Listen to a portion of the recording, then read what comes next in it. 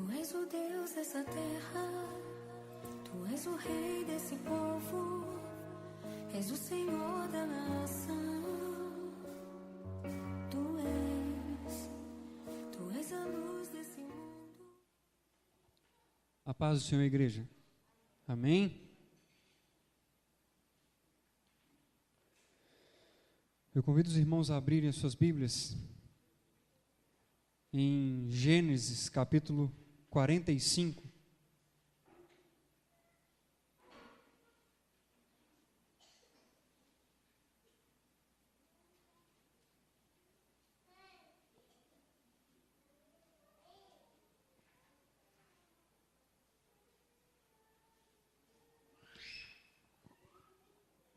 Livro de Gênesis, capítulo 45, versículo 5.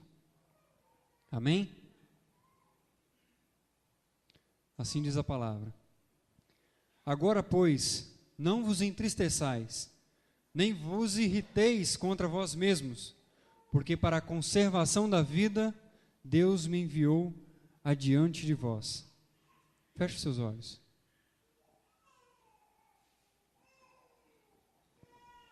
Senhor Deus, em nome de Jesus, Pai, esse é apenas um dos vários textos que nós vamos meditar aqui hoje, Pai. E de forma simbólica, Senhor, através desse texto, através de toda essa palavra que o Senhor já tem preparado, que o Senhor venha falar com cada coração, Senhor. Venha fazer aquilo que papel e tinta não podem fazer, que é plantar a Tua boa semente em cada coração. Pai, em nome de Jesus, que ninguém ouça a minha voz aqui, Pai, mas que ouçam a doce voz do Teu Espírito Santo. E que essa voz venha penetrar em nossos corações, em nossas mentes, de forma que ela crie raízes e que traga fruto, Senhor. E em nome de Jesus, que nós possamos sair por essas portas daqui a pouco, entendendo o Teu plano, entendendo o Teu projeto, entendendo aquilo que o Senhor quer para as nossas vidas. Eu creio, Pai, que nenhum de nós está aqui por acaso. O Senhor trouxe cada um aqui, desde o menor, desde a criança mais nova, até o mais experiente aqui, Pai, até o homem mais experiente. Para todos o Senhor tem um propósito específico e especial. Nós clamamos para que esse propósito se realize em nossas vidas. Em nome de Jesus. Amém.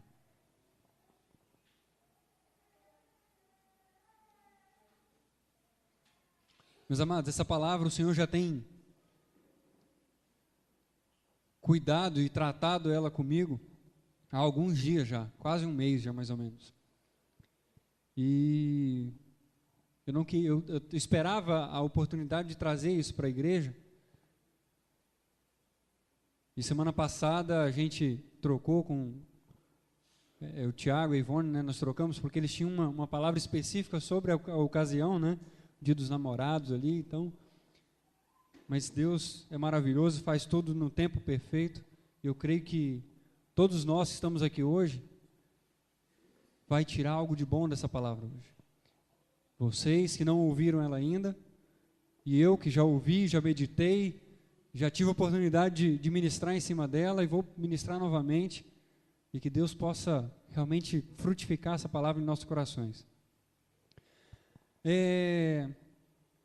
Essa última vez que eu li o livro de Gênesis, que eu li a história de José, algo muito forte o Senhor tratou comigo a respeito de conhecer o plano de Deus. Aqui nesse versículo que nós lemos, já está no final da história de José praticamente.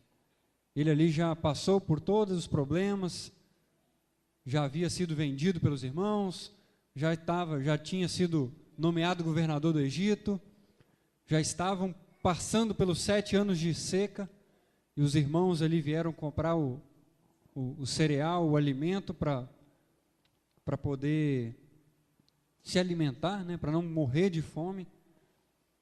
E ali, depois que ele se revela aos irmãos, que ele revela quem é realmente aos irmãos, ele fala isso, para que os irmãos não se entristeçam e não se irritem com eles mesmos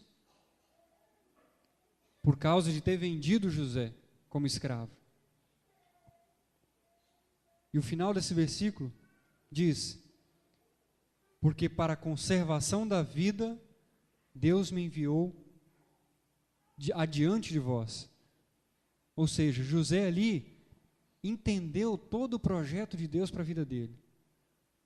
O porquê ele tinha passado por tudo que ele tinha passado e o porquê ele estava aonde ele estava. O status que ele tinha, a posição social que ele tinha como governador do Egito, em que abaixo do faraó, ele era o primeiro na linha de ordem, de sucessão, digamos assim. Então, nesse ponto, José havia entendido todo o projeto de Deus para a vida dele. E o tema dessa mensagem é conhecendo o plano de Deus. Olhe para o irmão que está do seu lado e diga para ele: conhecendo o plano de Deus. Amém. É sobre isso que nós vamos ouvir hoje. E eu listei 4 oportunidades que José teve para desenvolver algo que são princípios para serem desenvolvidos para que no final você possa conhecer o plano de Deus perfeitamente. O primeiro, nós vamos lá para Gênesis 37, nós vamos voltar um pouquinho. Nós vimos o resultado final da história, agora nós vamos meditar em toda a história de José. É igual que é filme de suspense, né? Que a gente vê primeiro a morte, depois a gente volta no início para ver todo o desenrolar do crime. Então tá, Gênesis 37, versículo 5. Detalhe, essa primeira oportunidade, esse primeiro princípio, foi um dos, ou o único, que José não aproveitou. Os outros 3 que nós vamos falar, e talvez mais um, todos esses, José aproveitou as oportunidades. Nessa oportunidade, José não aproveitou. José deixou escapar. Isso trouxe consequências para a vida dele, mas no final ele entendeu que era um plano de Deus. Mas muitas vezes nós saímos fora do plano de Deus por não observar princípios. Gênesis 37, versículo 5. Teve José um sonho e o relatou a seus irmãos. Por isso o odiaram ainda mais. E essa primeira oportunidade é a oportunidade de ficar calado. José perdeu a oportunidade de ficar calado aqui. Um pouquinho antes, no versículo 3, ora, Israel amava mais a José que a todos os seus filhos, porque era filho da sua velhice, e fez-lhe uma túnica. E aí o versículo 4, vendo, pois, seus irmãos que o pai amava mais que a todos os outros, odiaram-no e já não lhe podiam falar pacificamente. Então os irmãos de José já tinham um ódio. Eles já não gostavam de José porque ele era preferido do pai.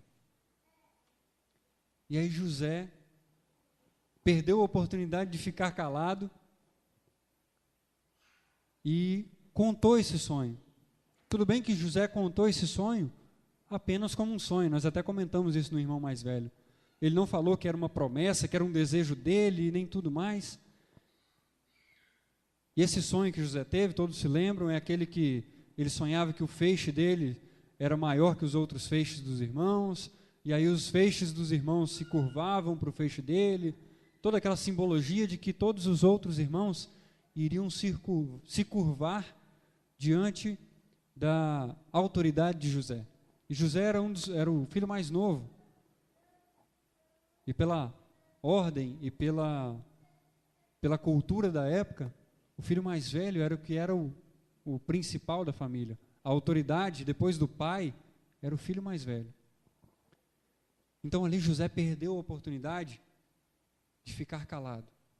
E muitas vezes nós perdemos essa oportunidade. Esse sonho de José não era um sonho dele, não era um desejo dele. Era um sonho que Deus tinha dado para ele. Sonho mesmo, dormiu, sonhou. Era um sonho, não era um desejo. A palavra em nenhum momento diz que José tinha a vontade de se tornar maior do que seus irmãos. A palavra cita o sonho de José. E se tivessem chegado para José no início ali da juventude dele, e tivesse falado: José, um dia você vai ser um governador lá no Egito, em uma terra distante. Eu não, vou para lá para quê? Minha família é toda daqui. A terra que eles moravam era a terra de Canaã. Eles estavam na terra prometida. Assim como se a gente se chegar para alguém da gente aqui e falar: seu Antônio, o senhor vai ser presidente dos Estados Unidos ainda. Você tem o sonho disso? Não, não tenho sonho. Uma que ele não mora nos Estados Unidos. Ele não é cidadão americano. Para que vai sonhar isso, né? Assim como José não tinha o sonho de ser maior, mas era um sonho que Deus tinha colocado no coração dele. Deus tinha dado para ele. E muitas vezes nós temos alguns sonhos, desejos, vontades. E nós não sabemos a hora de ficar quieto, a hora de guardar esse sonho e a hora de soltar esse sonho, de falar esse sonho. Muitas vezes nós falamos as coisas com pessoas erradas, até com a intenção correta, mas com as pessoas erradas. A palavra diz antes, no versículo anterior, que os irmãos odiavam José e não podiam mais falar com ele pacificamente. Eles já tinham ódio, quando eles falavam era já para brigar. Tem briga de irmão? Já sai para o soco já? José sabia disso, José convivia com isso. Ele podia ter guardado esse sonho para ele, ter comentado apenas com o pai, não sei. Então, muitas vezes nós deixamos de guardar esses sonhos, guardar problemas que nós temos passado, não guardar e sofrer sozinho, é não contar para a pessoa errada. Eu estou passando por um problema, vou lá num colega de trabalho, ou num amigo que sabe lá Deus da onde é, vou desabafar com ele. Converse, conte as suas coisas, desabafe para aquelas pessoas que podem te ajudar. Se a pessoa não pode te ajudar de jeito nenhum, não converse, não fale sobre isso. Fale com apenas as pessoas que podem te ajudar, que podem ajudar a tornar o seu sonho real, podem ajudar a trazer os seus problemas, a tornar os seus problemas mais fáceis de serem passados, a te ajudar de alguma forma a superar os seus problemas, as suas dificuldades. Então José aqui nessa primeira oportunidade, ele perdeu ela. Ele perdeu a oportunidade de ficar quieto, de ficar calado. E contou o sonho, trouxe consequências. E aí nós vamos agora para os próximos, para as oportunidades que José aproveitou. Nós vamos lá para Gênesis 39. Passa aí umas 2 folhas da sua Bíblia para frente.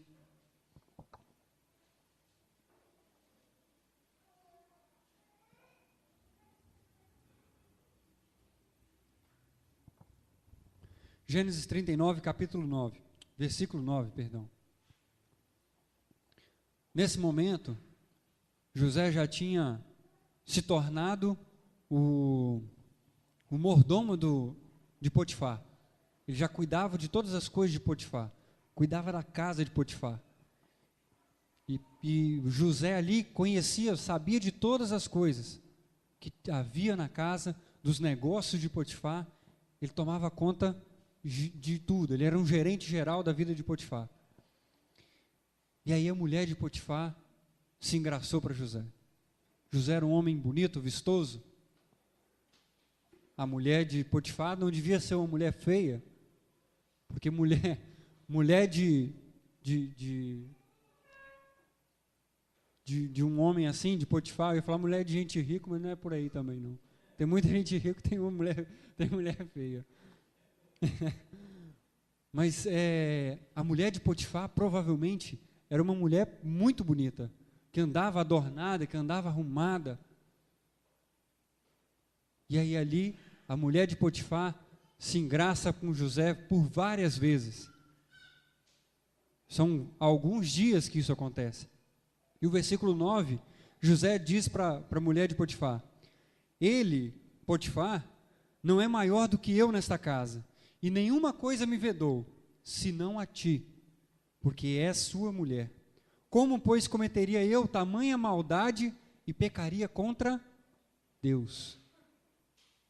A traição aqui não seria contra Potifar, seria contra Deus, porque Deus havia colocado José ali.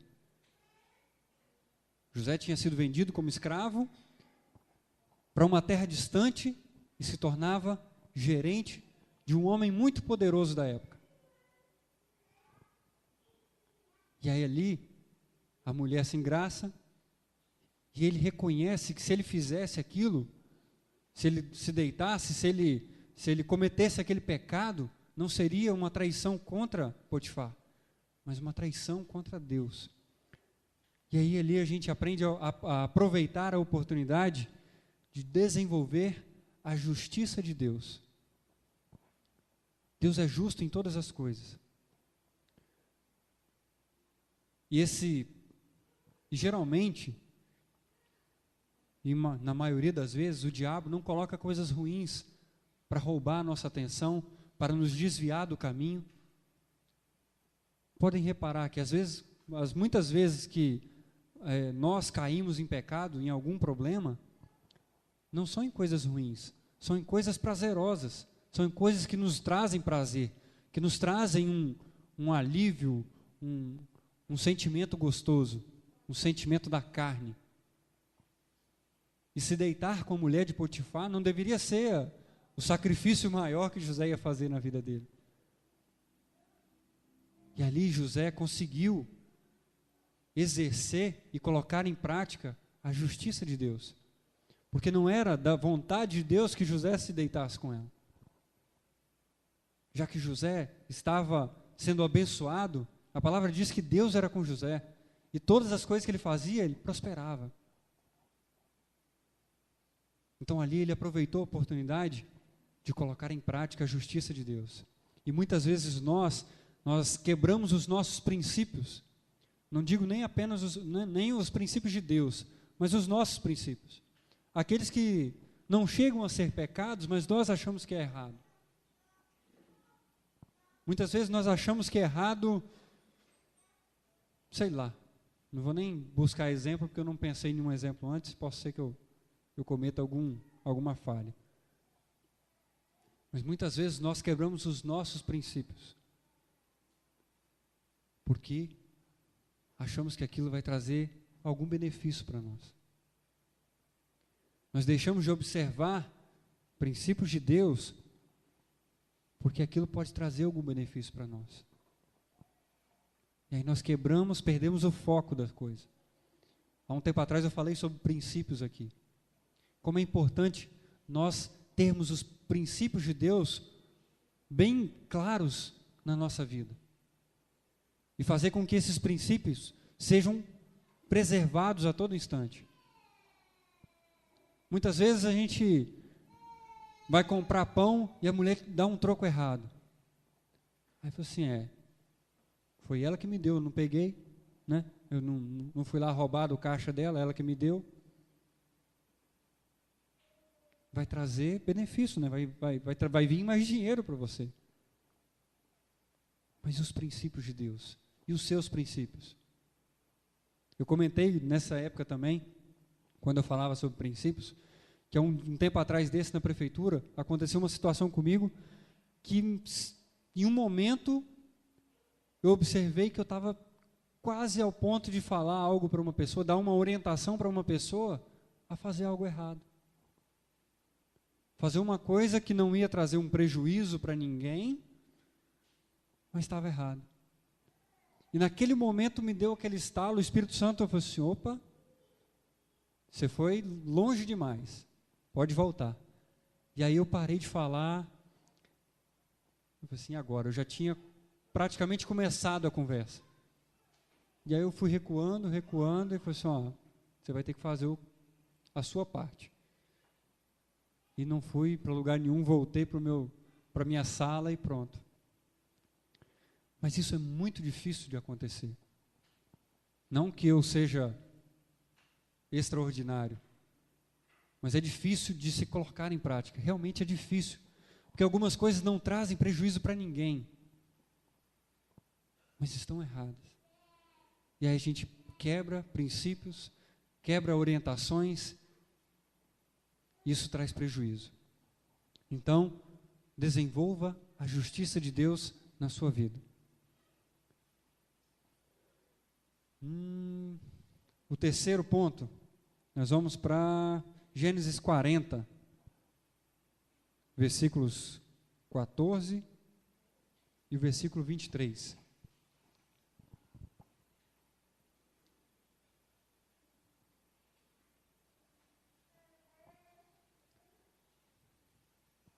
Assim diz a palavra. Porém, lembra-te de mim quando tudo te correr bem, e rogo-te que sejas bondoso para comigo, e faças menção de mim a Faraó, e me faças sair dessa casa. José havia interpretado um sonho do copeiro-chefe, que ele estava preso, todos os dois estavam presos, e aí o copeiro-chefe sonhou, e José interpretou dizendo que ele iria retornar para a casa do faraó, e ia voltar a servir ao faraó.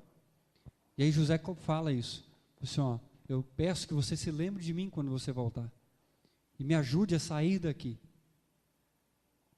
E aí o versículo 23, o copeiro-chefe todavia não se lembrou de José, dele se esqueceu.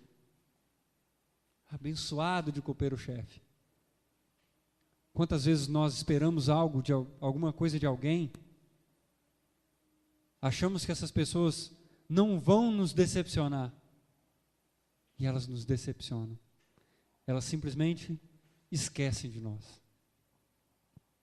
E aí a gente entra na oportunidade de desenvolver paciência. José teve paciência. José esperou. José aguardou pelo momento certo. E sempre agindo, fazendo, observando os princípios que Deus tinha colocado.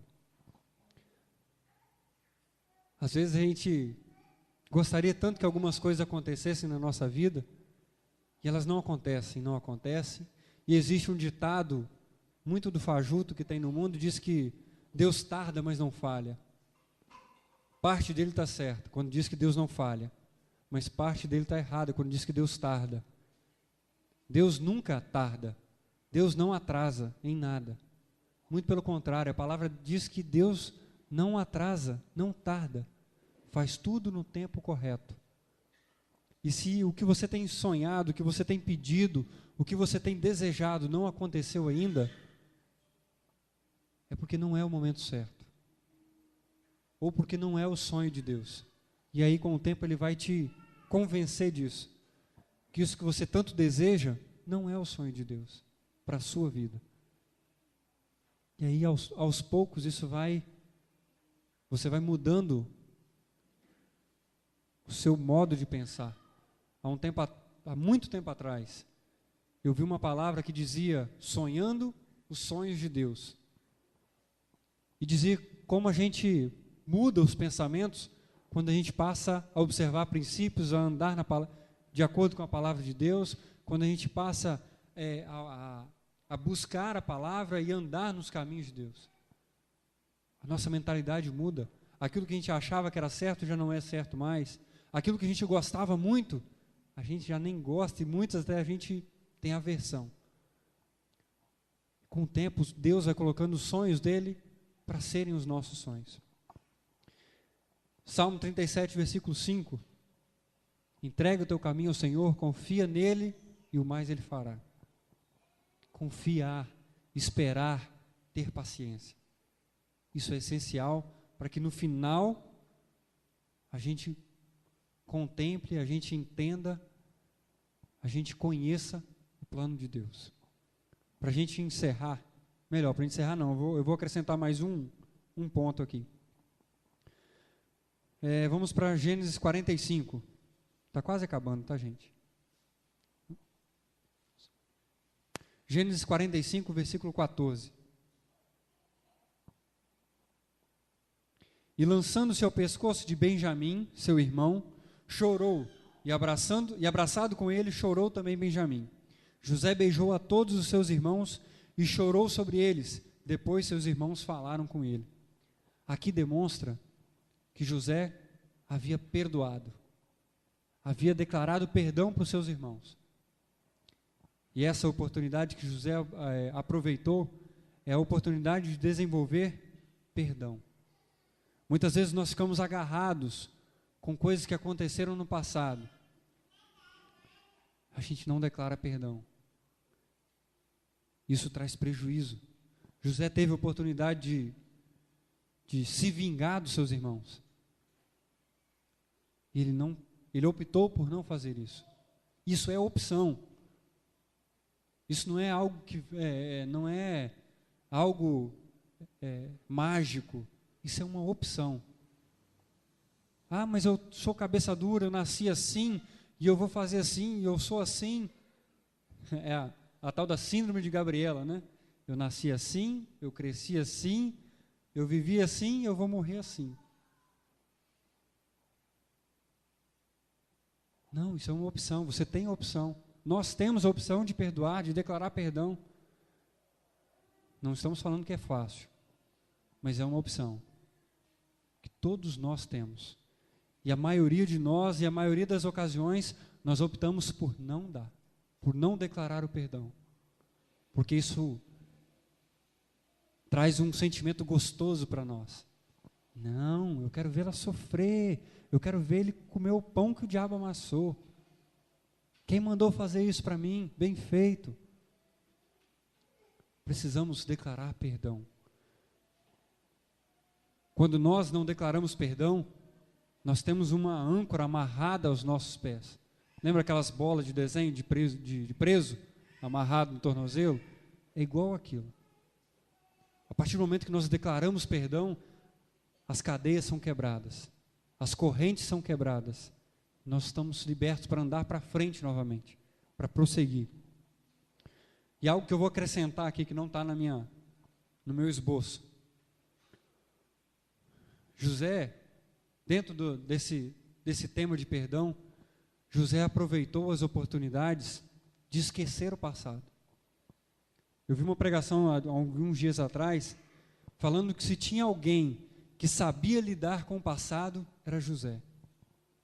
Quando José foi vendido, em nenhum momento, a gente lendo a história de José, em nenhum momento a gente vê, quando ele foi vendido como escravo, ele reclamando dos irmãos, ele reclamando daquilo que aconteceu, ele falando do que havia acontecido. Quando José foi preso por supostamente ter ficado com a mulher de Potifar, em nenhum momento ele reclamava e dizia como era boa a casa de Potifar, ou por que aconteceu isso. A vida dele seguia. Quando ele havia sido vendido, casa do pai, irmãos, ficavam para trás. Passado. Agora é futuro, vamos olhar para frente. Quando José havia sido preso por supostamente algo que ele não havia feito ainda, que é mais doloroso, ele não reclamava, não murmurava, porque a casa de Potifar era passado. Naquele momento ele estava na prisão, então era hora dele olhar para aquilo que ele tinha. Enquanto nós não abandonarmos o passado, nós vamos ficar vivendo as mesmas coisas, as mesmas batalhas nós vamos ter, as mesmas dificuldades nós vamos ter, e no final nós não vamos entender o plano de Deus, porque nós não vamos estar no plano de Deus. Nós não vamos estar no centro da vontade de Deus. Nós precisamos liberar perdão, esquecer do passado. Passado é aquilo que ficou para trás. E nem o futuro nós precisamos observar. Nós temos que observar o presente, aquilo que nós temos hoje. Tem muita gente que vive no passado, reclamando das coisas que aconteceram, daquilo que aconteceu, e murmurando, porque você fez isso há 15 anos atrás, e você fez isso há 20 anos atrás, é por isso que eu estou assim hoje. E tem muita gente que visa o futuro, vive no futuro. Ah, o dia que eu tiver isso, eu vou ser muito mais feliz. O dia que eu conseguir um emprego bom, eu vou ser muito mais feliz. O dia que eu conseguir uma esposa boa, ou o dia que a minha esposa mudar, o meu marido mudar. O futuro é futuro. O futuro a Deus pertence, não é? Nós precisamos viver o hoje. O que nós estamos fazendo hoje para viver a vontade de Deus, para conhecer os planos de Deus? O que você tem feito hoje? Hoje não é até agora, é hoje, agora. O que você tem feito para estar no centro de Deus, no centro da vontade de Deus, para estar no centro dos planos de Deus? E se você não consegue lembrar de nada que você fez até hoje, até agora, comece a repensar. Porque nós precisamos esquecer o passado, viver com o que nós temos hoje. Se nós temos hoje arroz, por que eu vou pensar em carne se eu não tenho arroz?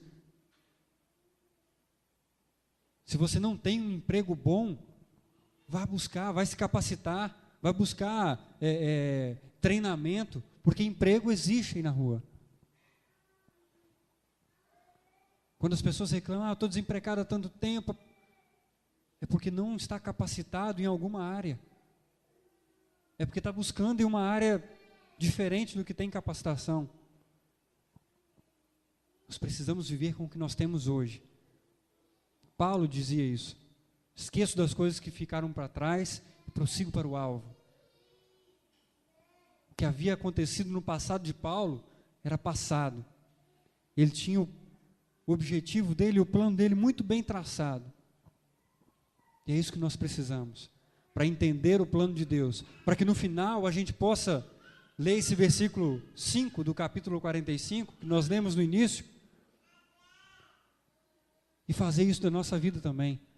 Foi por isso que Deus me fez passar por tudo isso até hoje, para que hoje eu pudesse ajudar alguém, eu pudesse fazer algo por alguém. Foi por isso.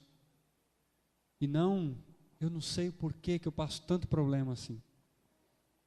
Então se nós queremos entender o plano de Deus e queremos estar no centro do plano de Deus, nós precisamos observar esses princípios, observar essas oportunidades de ficar calado, de desenvolver a justiça, desenvolver paciência, desenvolver perdão.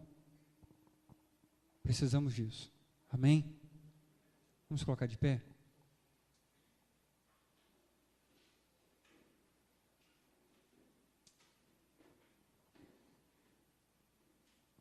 Lembrando que isso não vai tornar a sua vida e a minha vida mais fácil, assim como não foi para José.